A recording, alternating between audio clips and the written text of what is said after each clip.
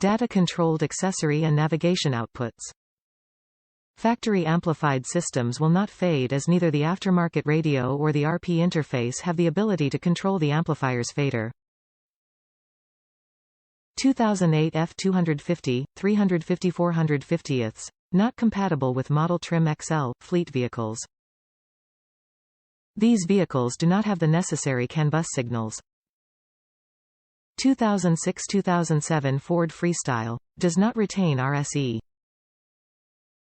2006 Lincoln Zephyr. Does not retain the THX amplifier.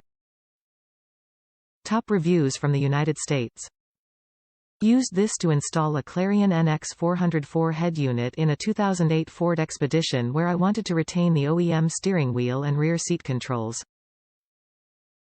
Looked this up on Crutchfield to see what I needed, then purchased on Amazon. This takes the place of having an additional wiring harness that you would normally wire your head unit into. The directions are very clear, and the wire colors were a 1-to-1 match with the Clarion head unit wiring harness. Instructions are very straightforward. Make sure to adjust the dial to match the setting number of the head unit you are installing this with before you plug it into the vehicle for the first time. Works great, no issues.